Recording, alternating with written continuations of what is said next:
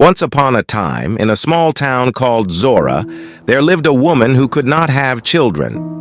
One day, an angel appeared to her and told her, "You will have a son. He will be strong and will deliver Israel from its enemies, the Philistines. But he must never drink wine or cut his hair.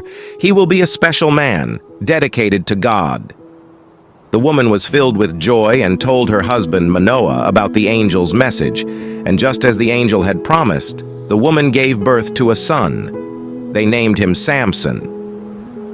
As Samson grew, his strength was unlike any other. He was strong, brave, and full of energy. But there was something special about Samson.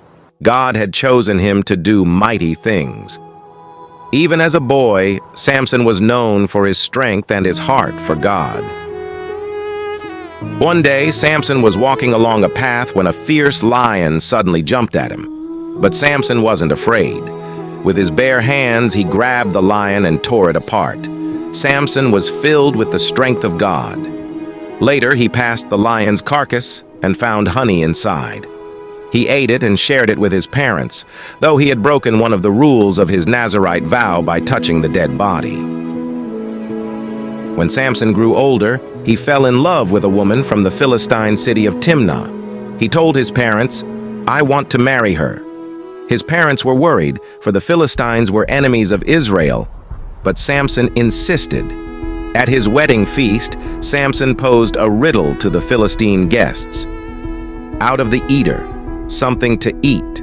Out of the strong, something sweet. He promised them a prize if they could solve it. But they couldn't, so they tricked Samson's bride into telling them the answer. The Philistines, knowing the answer, answered Samson's riddle at the wedding. "What is sweeter than honey, and what is stronger than a lion?" Samson was furious. He realized that his bride had betrayed him.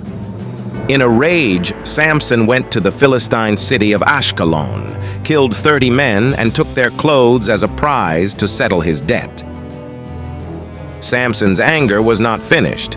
The Philistines burned his wife and her father's house as punishment for his actions. This made Samson even angrier. He caught 300 foxes, tied torches to their tails, and set them loose in the Philistine fields, burning their crops. After causing so much trouble, Samson ran and hid in a cave called Etam. But the Philistines were still after him. They sent an army to capture him.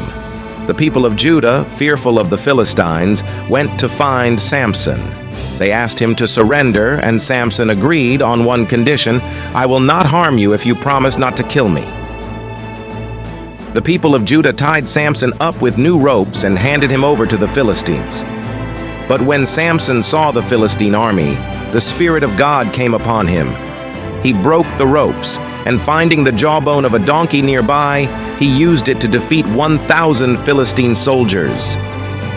After the battle, Samson was very thirsty and prayed to God, "You gave me strength to defeat these men. Please give me water." God answered his prayer, and a spring of water appeared from the ground. Samson drank from it and was revived.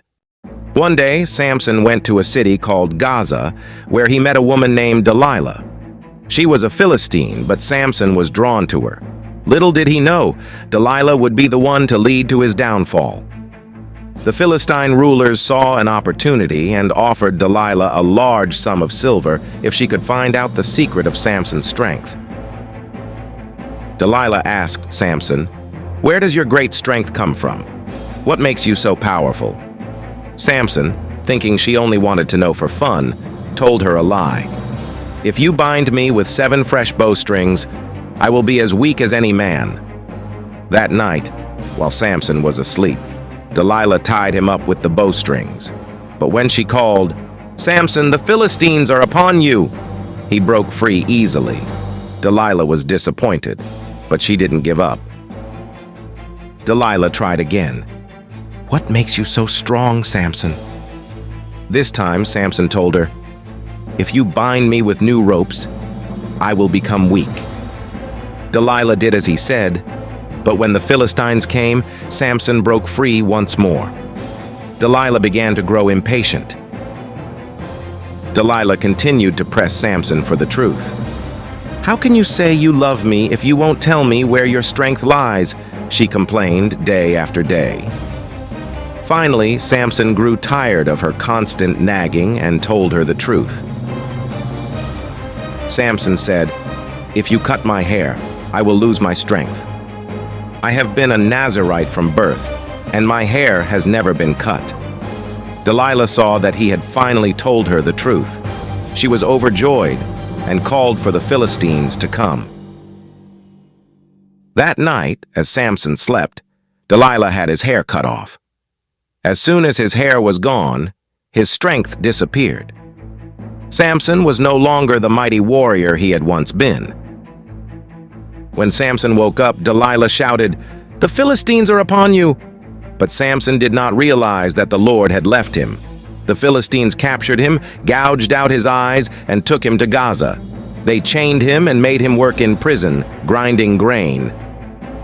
The Philistines gathered in their temple to celebrate their victory over Samson. They mocked him, laughing at the once great warrior. Samson's humiliation was complete. But even though Samson was in prison, God had not forgotten him. One day, as Samson was being led to entertain the Philistines, he asked a servant to help him place his hands on the two large pillars that held up the temple. Samson prayed, "O Lord, remember me. Give me strength one more time so I can defeat the Philistines for what they have done to me."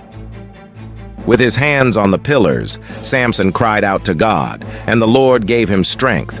Samson pushed with all his might, and the temple began to shake. With a mighty crash, the temple collapsed, killing Samson and all the Philistines inside. Though Samson died that day, his actions destroyed the rulers of the Philistines and weakened their power. Samson's final act was a victory for Israel, even though it cost him his life. His family came to bury him in the tomb of his father. Samson's life was a mixture of great strength and great weakness. At times he followed God, and at other times he made mistakes. But even in his weaknesses, God used Samson to do mighty things. Samson's story teaches us that no matter how strong we think we are nothing without God's help. This storybook format is simple, yet it captures the key moments of Samson's life in a way that is accessible to younger readers or listeners. Each page would ideally feature vibrant illustrations that depict Samson's incredible feats, his struggles, and his ultimate redemption through God's strength.